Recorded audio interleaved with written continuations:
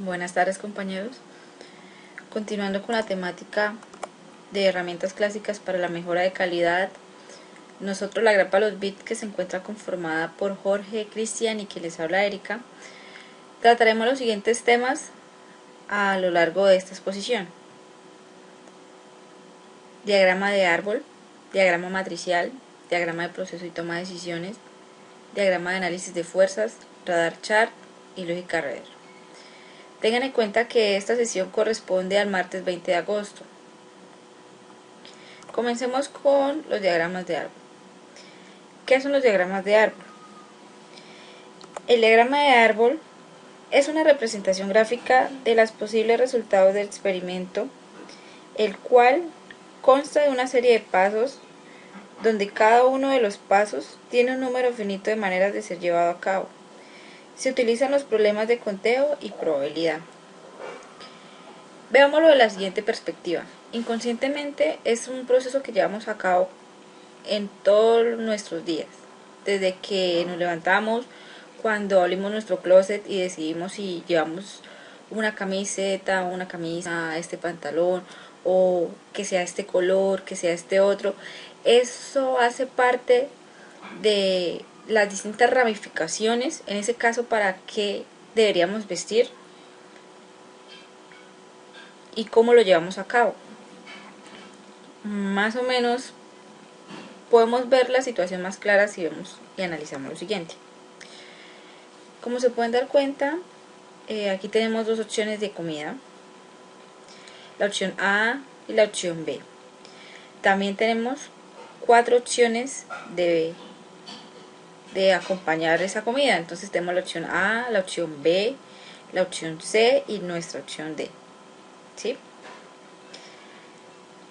Generalmente, si ustedes se dan cuenta, yo puedo tomar la decisión. Mi primera decisión sería, la pregunta clave aquí sería, ¿qué voy a comer? Me ofrecieron estas dos posibilidades, ¿verdad? Entonces, mi primera decisión será si tomo la opción A o tomo la opción B. Digamos que tomé la opción B. Como yo tengo 4 opciones más aquí, tengo la posibilidad de combinarla con esta, la opción A, con esta, la opción B, con esta, la opción C y con esta, la opción D. Nuestro diagrama de árbol, como un árbol real, tiene un tronco y unas ramas. El tronco, que es nuestra base, es la meta que queremos alcanzar o el problema que queremos resolver. Recuerden que para la toma de decisiones siempre debo tener claro qué es lo mejor y qué me va a beneficiar a mí y qué es lo que más me conviene. Nuestras ramas son los medios para alcanzar esas metas. Tengan claro que es importante que a raíz de cada situación que yo vaya a analizar, cada rama, y debo especificarlo muy bien, debe incluir la meta, debe incluir el cómo yo puedo alcanzar esa meta que deseo o cómo puedo yo resolver ese problema. Miremos lo siguiente. Tenemos en este esquema que están ustedes observando nuestro problema principal. Nuestra empresa está teniendo serias dificultades con respecto a algo. La junta o el grupo de trabajo se reúne y empiezan a determinar qué opciones o cuáles son las principales causas. Si se fijan ustedes acá, nuestra rama se empieza a desarrollar aquí. Tengo la primera causa, tengo esta otra causa, tengo esta otra causa, pero ¿cómo lo entendemos? Esta primera rama que encontramos la llamamos de primera generación, que es el primer desglose que va a tener la situación que queremos solucionar. Cada nodo, que es la terminación de la rama, nos indica un nuevo enlace a la siguiente rama que encontremos, que saldrá de este nodo que viene de la primera generación. La llamamos rama de segunda generación. Y de esta manera se empiezan a sacar todas y cada una de las causas que me pueden estar generando este problema. Como pueden ver, del nodo del cual parten nuevas ramas conocidas como ramas de segunda generación, como les comentaba, salen las siguientes. Y esto puede ser un proceso finito. Depende de si aparece un nodo que me abre una siguiente causa o ya es un nodo que representa el final de la situación. Ustedes se pueden dar cuenta aquí analizando este esquema que llegamos a una causa más profunda,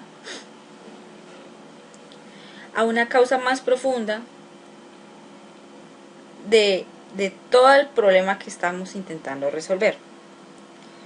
Veamos un ejemplo. Una universidad se encuentra formada por 3 facultades. La primera con el 50% de los estudiantes, la segunda con el 25% de los estudiantes, la tercera con el 25% de los estudiantes. Las mujeres están representadas uniformemente, siendo un 60% del total en cada facultad. La pregunta es, ¿qué probabilidad existe de encontrar una alumna de la primera facultad? Veamos nuestro diagrama de árbol. Como se pueden dar cuenta, se hizo el respectivo desglose. Digamos que la cabeza de este árbol sería ¿qué probabilidades hay de encontrar una estudiante de primera facultad mujer? Empezamos con nuestras ramas. Cada rama, y es muy importante, debo agregar qué porcentaje corresponde a esa rama. Como ustedes se dieron cuenta en el enunciado, la primera facultad posee el 50% de los estudiantes, la segunda el 25% y la tercera el 25% restante. Cada facultad nos decía que tenía y que constaba el 60% de mujeres. Como en cada facultad necesitamos saber qué cantidad de mujeres hay, la otra posibilidad que podemos encontrar es qué porcentaje de hombres hay. Por lo tanto, me dicen que el 60% son mujeres, luego el restante van a ser hombres. ¿Cómo se soluciona? ¿Cómo puedo yo saber qué porcentajes hay de mujer en esa primera facultad? Tomamos el porcentaje que corresponde al total de estudiantes en esa facultad y lo multiplicamos por el porcentaje de estudiantes mujeres que hay en esa primera facultad. Al realizar esta operación tenemos como resultado que a la primera facultad el 30% son mujeres. Pero digamos que yo quisiera saber el total de mujeres por toda la universidad. Entonces hago el mismo proceso que hice para la primera, pero obviamente con cada uno de sus respectivos valores. Como se pueden dar cuenta, la primera teníamos que era un 30%, la segunda nos dio un 15% y la última nos da un 15%. Lo que yo hago es, para saber el total de mujeres, es sumar cada porcentaje que me dio al final de cada rama, y eso nos da que el total de mujeres que existen en toda la universidad es de un 60%. El siguiente tema a tratar es diagrama de matrices. El diagrama de matrices proporciona una visión gráfica de los distintos factores de un problema. Es una técnica aplicada preferentemente en grupo que muestra la relación entre factores, causas y resultados.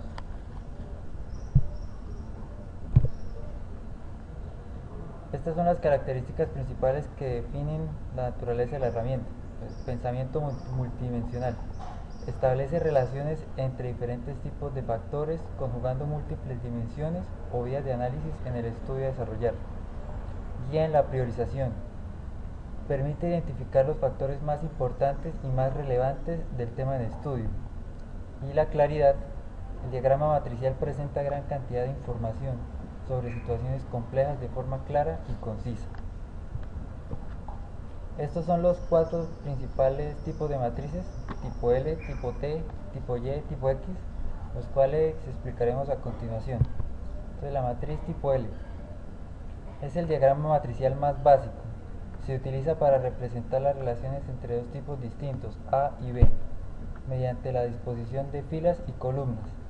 Con este tipo de matriz se puede relacionar efectos y causas, necesidades del cliente y características de un producto, entre otros. La matriz tipo T es una combinación de dos diagramas tipo L. Se utiliza para representar las relaciones entre tres diferentes tipos de factores A, B y C, agrupándolos de la siguiente forma: relaciones entre el tipo A y el tipo B, relaciones entre el tipo A y el tipo C. Con este tipo de matrices se puede relacionar necesidades de los clientes y características del servicio, y entre necesidades de los clientes y características del servicio de la competencia. Matriz tipo Y. La matriz tipo Y es la combinación de tres diagramas matriciales tipo L. Se utiliza para representar las relaciones entre tres tipos distintos de factores, tipo el factor A, el factor B y el factor C. Se agrupan de la siguiente manera: relaciones entre el tipo A y el tipo B, relaciones entre el tipo B y el tipo C, y relaciones entre el tipo C y el tipo A. Algunos ejemplos pueden ser distintos defectos y sus causas, estas causas y los procesos de producción, y por último los procesos de producción y los defectos encontrados. La matriz tipo X es la combinación de cuatro diagramas matriciales. Se utiliza para representar cuatro diferentes tipos de factores A, B, C y D, y agrupándolos de la siguiente forma: la relación entre el tipo A y el tipo B, la relación entre el tipo B y el tipo C, la relación entre el tipo C y el tipo D, y la relación entre el tipo D y el tipo A. Las implicaciones de este tipo en la práctica son muy limitadas, y un ejemplo de esta aplicación puede ser el análisis de las relaciones en los sistemas electrónicos de procesos de datos entre las funciones de gestión, acciones de gestión, datos de entrada y los datos de salida. ¿Cómo aplicar el diagrama de matriz? Se tienen que seguir 5 pasos, los cuales son vitales para hacer un proceso adecuado. Primero, se tiene que definir claramente el objeto de estudio, el número o tipo de factores involucrados y principalmente el tipo de matriz que se va a utilizar. El paso 2 consiste en listar los factores de la matriz. Eso incluye listar cada uno de los factores de cada uno de los tipos, como por ejemplo la lista de efectos, la lista de causas, la lista de consecuencias. Naturalmente esto puede conseguir con la ayuda de otras herramientas, como son la tormenta de ideas, el diagrama de árbol, entre otros. El paso 3 consiste en construir la matriz. Sobre la matriz se realizará un análisis de las posibles relaciones entre los distintos factores que se ven reflejados sobre la matriz con un código de símbolos preestablecido. El paso 4 es asignar las relaciones entre los diversos factores. Una vez fijadas las relaciones, es conveniente revisar la consistencia entre todas ellas. Esto es relativamente complicado en el caso de las matrices tipo Y y tipo X. Y el paso 5 constituye en revisar la consistencia de las relaciones indicadas por el diagrama. En este paso se debe corregir lo que sea necesario. En la diapositiva 9 vemos un ejemplo de la simbología que se puede utilizar.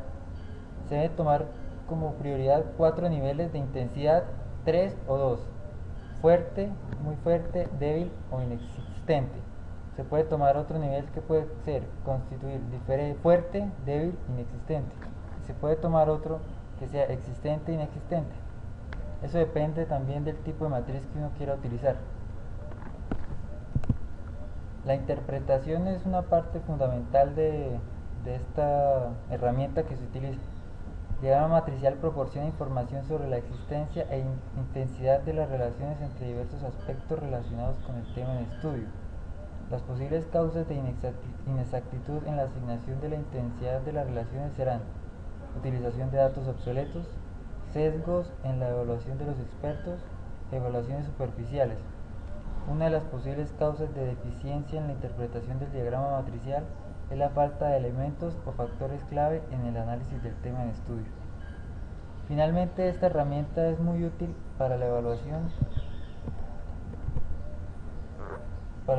de posibles soluciones, priorización de causas, diseño de soluciones y controles, identificación de problemas.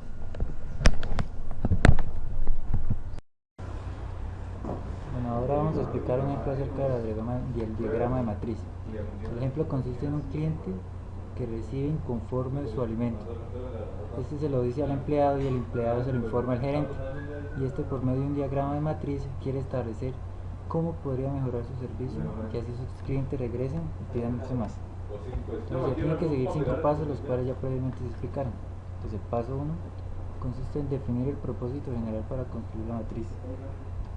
En este se determinan las expectativas y características importantes de su producto, que en este caso es el alimento, que son realmente necesarias para mantener satisfecha a la clientela y a su vez generar beneficios. Paso número 2 es identificar los aspectos a relacionar y desglosar en sus elementos o partes. Estos son expectativas del cliente y características del alimento. Entonces, en expectativas del cliente se tiene saciar el apetito, que el alimento sea nutritivo, que tiene un buen sabor, que sea sencillo de preparar, que sea sencillo de limpiar, que sea barato y que no produce excesiva basura. Y las características del alimento se encuentran peso de la porción, porcentaje de nutrientes requeridos, tiempo de preparación del alimento, porcentaje de hidratos de carbono, coste de los ingredientes, número de platos requeridos y número de ingredientes. En el paso número 2 se puede identificar qué tipo de matriz es. En este caso, como tenemos dos factores a relacionar, va a ser una matriz tipo L. En el paso número 3 dibujamos esta matriz. Se deben acomodar las variables para relacionarlas entre sí. Como solo tenemos dos variables, pues ya había dicho, es una matriz tipo L. Entonces colocamos horizontalmente características, verticalmente expectativas del cliente. Ahora vamos a llenarla. Para llenar esta matriz se requiere tener una simbología, que habíamos dicho que podía ser de 3 tipos. El tipo 1, que tiene 4 relaciones: una relación fuerte, una relación mediana, una relación débil o una relación inexistente. El tipo 2, que en este caso que es el que vamos a utilizar, una relación fuerte, una relación mediana, una relación débil. O el tipo 3, que tiene solamente una relación muy fuerte, una relación muy débil o fuerte. Estas relaciones pues dependen del tipo de ejemplo que se esté desarrollando, el problema. También dependen de qué tan relacionados queramos tener estos factores, qué tanta relación queremos. Entonces, ahí está ya la simbología: el circulito para la relación fuerte, el circulito vacío para la relación mediana y el triángulo para la relación débil. Entonces empezamos a relacionar. Entonces, la relación 1, que es la expectativa del cliente, con la A, que es la característica del alimento. Entonces, saciar el apetito con el peso de la porción. El saciar el apetito está relacionado fuertemente con el peso de la porción. Dependiendo del peso, se va a llenar más o va a llenar menos. La 1 con la B, saciar el apetito con el porcentaje de nutrientes requeridos. Es una relación débil porque pues saciar el apetito no es tanto por el porcentaje de nutrientes que tenga. No tenemos relación con el C, que es un tiempo de preparación con saciar el apetito. Y hay una relación mediana con el saciar el apetito y el número de hidratos de carbono.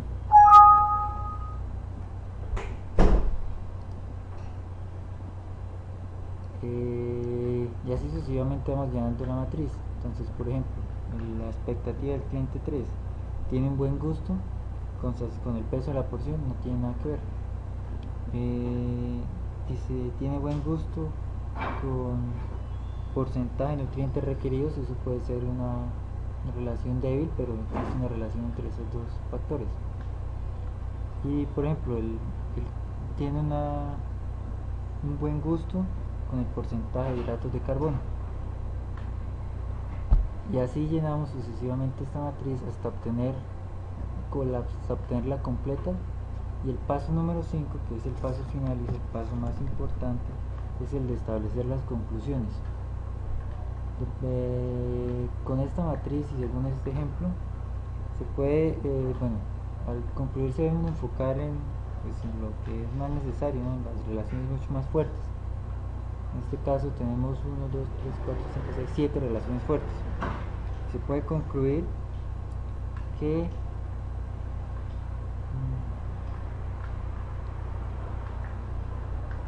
Se necesita que se mejore la porción con respecto a saciar el apetito, o sea, las porciones tal vez son muy pequeñas, necesitamos que las porciones sean mucho más grandes, que se tengan muchos más carbohidratos para que el sabor de los alimentos sea mucho mejor. Se necesita que sea sencillo de limpiar, pues el alimento se sirve en muchos platos, o sea, es necesario que se sirvan más pequeños, o sea, que las porciones sean mejor distribuidas. Esas pueden ser una de las conclusiones que se pueden dar de este ejemplo. Es el ejemplo más básico y sencillo, es una matriz tipo L, y pues las otras matrices se desarrollan muy similar a esta. Gracias.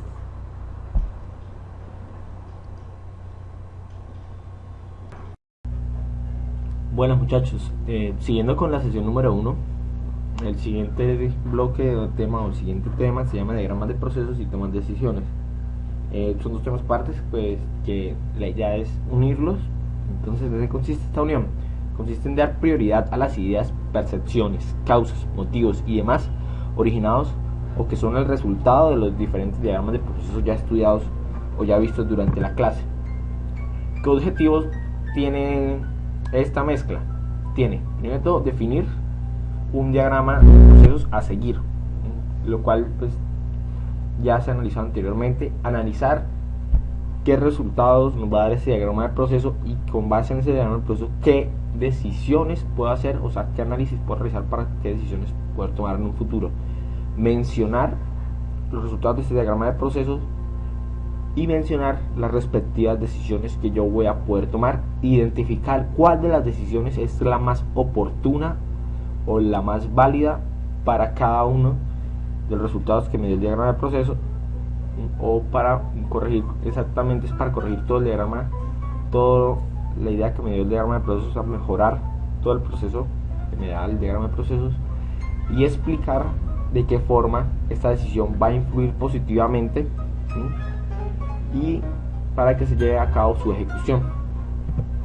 Entonces tenemos diagramas de procesos, recordemos algunos, los hemos visto durante todo el curso de ingeniería de calidad. Entonces tenemos el diagrama de Ishikawa, tenemos diagramas de Pareto, lluvias de ideas, diagramas de flujo, diagramas de afinidad, en fin, son una gran cantidad de cosas de los que hemos visto durante la clase. Entonces tenemos que estas herramientas son claves para encontrar las causas del error en un proceso, pero no necesariamente nos ayudan a priorizar cuál de estas causas en el proceso, que es la que tiene un error o demás, debemos priorizar, o sea, debemos mejorar primero antes que el resto. Eso lo hemos visto. Entonces ahora tenemos cómo los diagramas de procesos nos llevan a la toma de decisiones. Lo primero que debemos hacer es identificación del problema. ¿Cómo identificamos el problema? ¿O qué es el problema? El problema es la ruptura entre un estado existente y uno deseado. Ya lo hemos visto. Tipos de problemas que tienden a existir: las metas, en cuanto a que no se cumplen metas, y en cuanto al desempeño para cumplir estas metas. Importante, no se deben confundirse problemas con síntomas. Los problemas son la base de algo, los síntomas son la consecuencia de estos problemas. Entonces, como ya mencioné, pues existen diferentes herramientas o diagramas de procesos. Como ejemplo tenemos el diagrama de Ishikawa, también llamado espina de pescado por la separación a cada uno de los lados.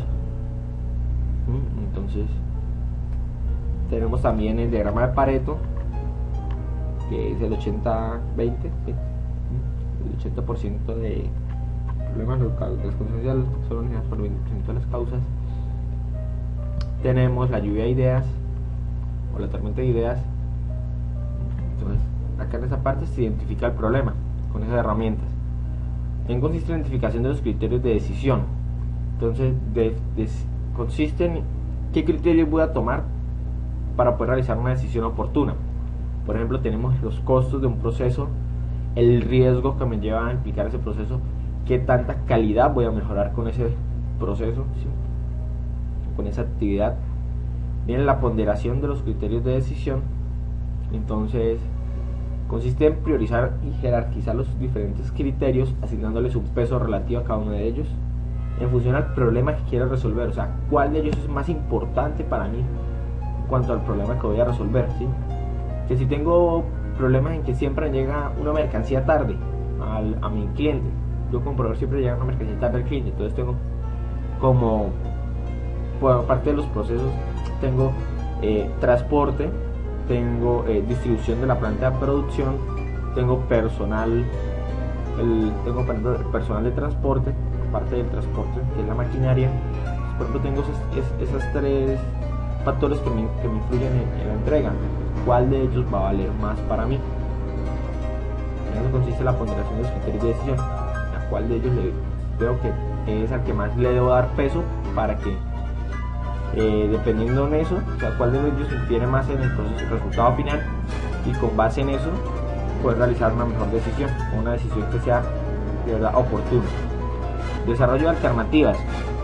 Entonces consiste a estas causas encontradas, empezarle a dar alternativas de soluciones, ¿sí? ¿Cómo consiste estas alternativas de soluciones? Entonces, estas alternativas de soluciones, entonces, entre mayor alternativa de soluciones yo tenga, mayor posibilidad de una mejor decisión puedo tener. Análisis y evaluación de las alternativas es estudiar cada una de estas alternativas dadas, cuáles son los pros, cuáles son los contras, qué consecuencias me van a originar, qué condiciones posibles voy a tener en un futuro, ¿sí? Por ejemplo, condiciones posibles tenemos la de certeza, que yo sé que si hago esto me va a originar lo otro. Yo sé que si enciendo un switch me va a encender una bombilla, dado el caso, o sea, porque ya son vivencias, son cosas ya sucedidas en una anterior vez. Tenemos la decisión a términos de riesgo, tenemos una posibilidad de que ocurra algo, una posibilidad de que ocurra otra cosa, pero la hacemos de todas formas. Y la términos de incertidumbre, que en la cual no se sabe qué posibilidad hay de ganancia o de pérdida con respecto a cada decisión. Entonces, estos son los análisis y alternativas y evaluación de alternativas. Cada una de las alternativas dadas acá, las estudiamos acá, para después seleccionar una alternativa. Entonces, ¿qué alternativa seleccionamos? Aquella que nos produzca un menor riesgo o un menor contra o un menor percance frente al resultado final que quiero obtener. Entonces, ¿qué opciones tengo para reducir precisamente el porcentaje de error o ese porcentaje de pérdida? Entonces, tenemos la experiencia. Muchas veces estas alternativas son seleccionadas en la experiencia, precisamente los empleados que trabajan en las organizaciones ya sus años les permiten decir cuál de todas las opciones, cuál de todas las alternativas es mejor. Investigar, por ejemplo, a otras compañías, qué les ha sucedido, qué decisiones han tomado. Otra es tantear y experimentar. Eso, más que todo, el de tantear y experimentar, se da mucho en comercios, en bolsas de valores, en accionistas, que tienden a difundirse rumores y mirar a ver cómo actúa la bolsa de valores, y con base a cómo actúa la bolsa de valores, entonces ya tienen unos riesgos de unos tabla de datos, y con eso en un futuro ya pueden dar fe de la experiencia que tienen y ya pueden ir directamente a solucionar el problema que tienen.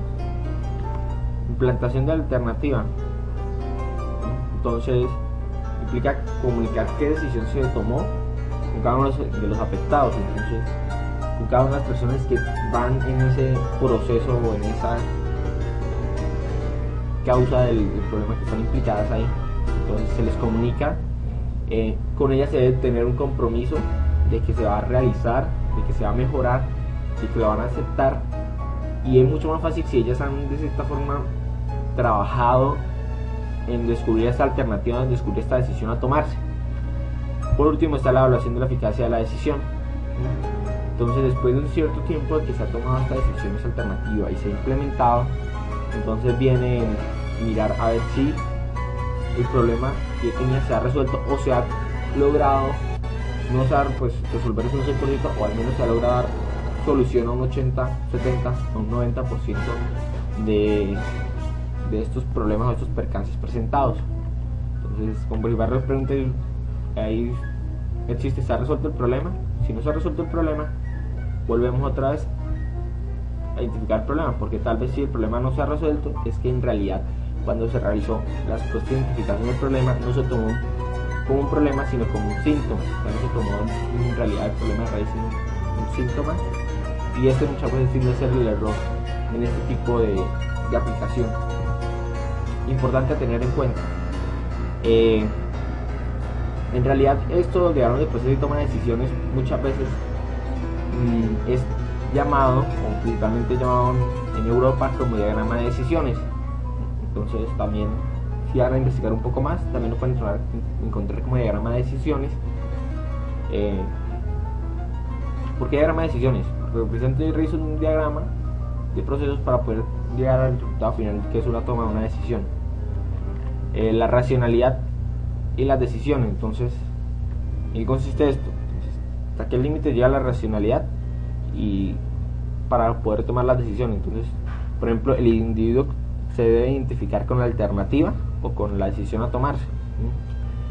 No confundir problemas con soluciones, ni problemas con síntomas. Otra cosa importante, los criterios que deben tenerse en cuenta para la evaluación del problema. Criterios de poder y de política. ¿Qué tiempo y qué costo me va a generar a mí?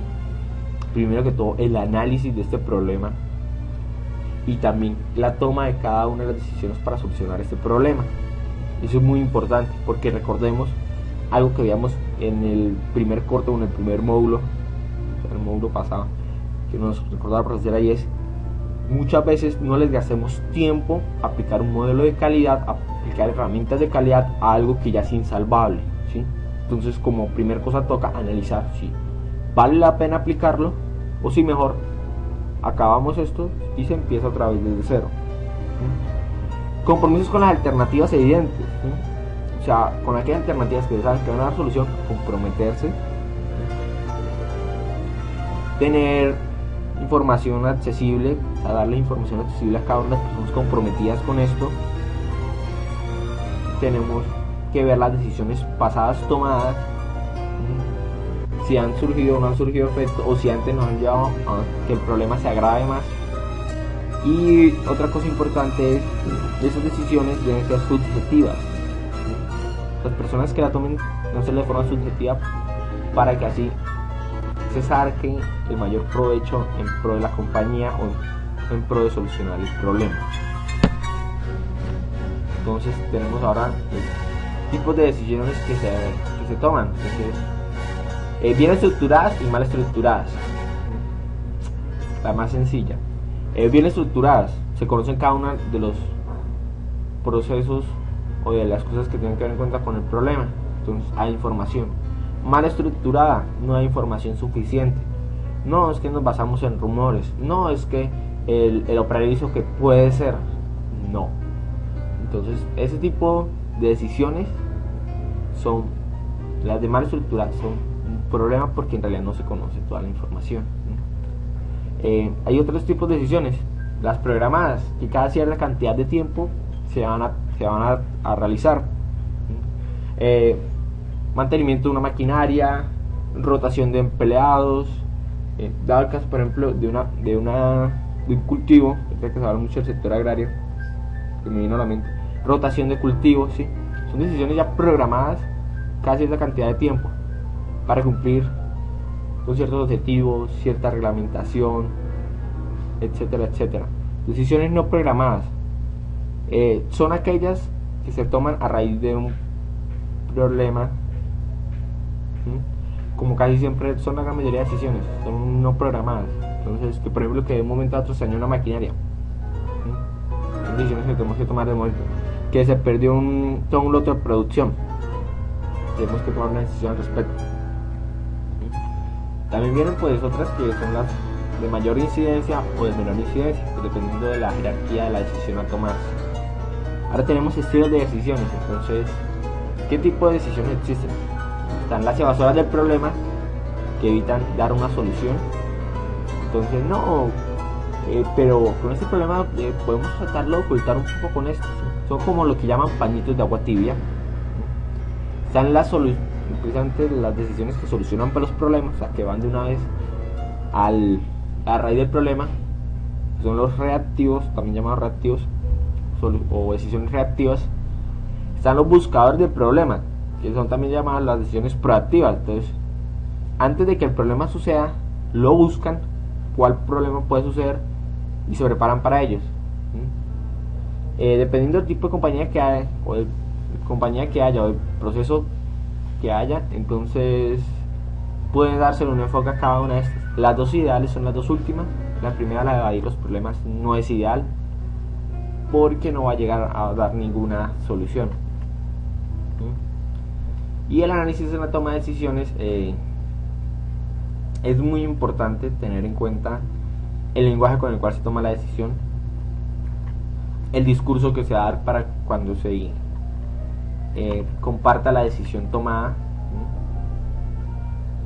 Entonces, son cosas muy importantes. Por ejemplo, acá se sigue un proceso lógico en el análisis de la toma de la decisión. Entonces, con primero identificar el tema con el cual se va a tratar, identificar el problema, buscar en bases de datos qué ha sucedido en cuanto a ese tema, en cuanto a ese problema, datearse mucho, informar a la organización en general es algo muy importante, y que uno lo crea, cualquier persona dentro de la organización o dentro del proceso puede dar una alternativa importante para solucionar este problema. Y también el análisis de la toma de decisión es, como lo mencioné, dije, pues dar el discurso y datearlo para futuras, a conservar una reseña de este proceso para futuras generaciones o futuros problemas que se presenten similares. Para la toma de decisiones toca ser muy creativos.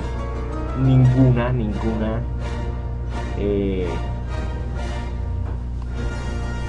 idea es mala, ninguna alternativa es mala, todas pueden ser aprovechadas. Y pues dentro de la parte creativa, entonces, está, por ejemplo, que ustedes mostrarse sensible con el problema. O sea, el problema que están teniendo es afectársele, como se parte de la compañía, todos los problemas deben afectarle, pero más exactamente aquel que es el problema. Si es necesario, aplicar talleres de creatividad frente a los empleados, aplicar la afluencia de ideas, o sea, juntar la mayor cantidad de ideas posibles, no frustrarse frente a no tener ninguna idea o que las ideas que uno tiene son malas, permitir el nacimiento de nuevas ideas, generar equipos de trabajo para la solución de ideas.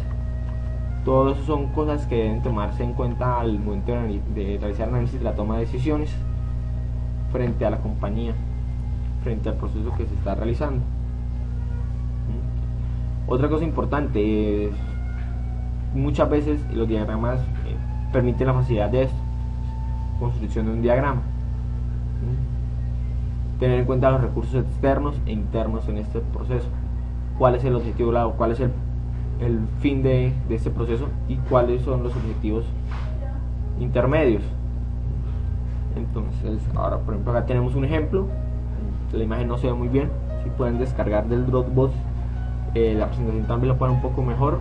De todas formas también les voy a compartir el link de donde saqué esta imagen. Es una espina de pescado o diagrama de Ishikawa que precisamente realizó la Unión Europea para poder elaborar la estrategia de la Comisión en Tanzania. La comisión se realizó en un país africano, en el país de Oceanía, Tanzania.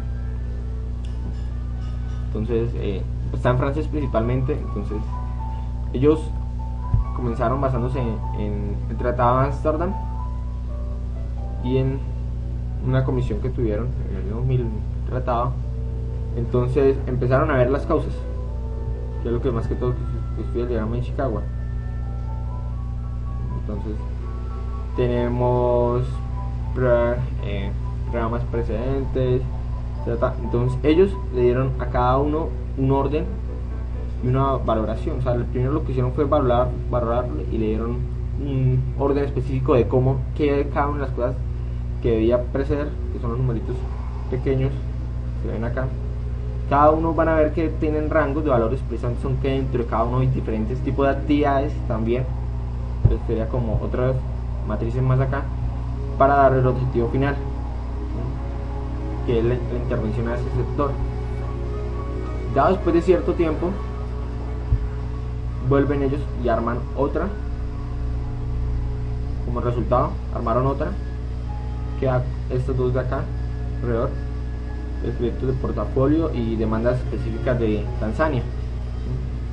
Vuelve y da otro resultado, vuelven y otra vez me dan otras dos causas para al final darme como principio final la comisión en Tanzania. Ese fue un ejemplo, pues hacia grandes rasgos. Este tipo de tema no es como muy numérico, sino es más de análisis de todas las cosas a tener en cuenta. Entonces, primordial tener eso, que acá afecta más que todo la creatividad y qué tan proactivos y reactivos seamos cada una de las personas involucradas en este proceso para poderle dar solución a estos diferentes problemas.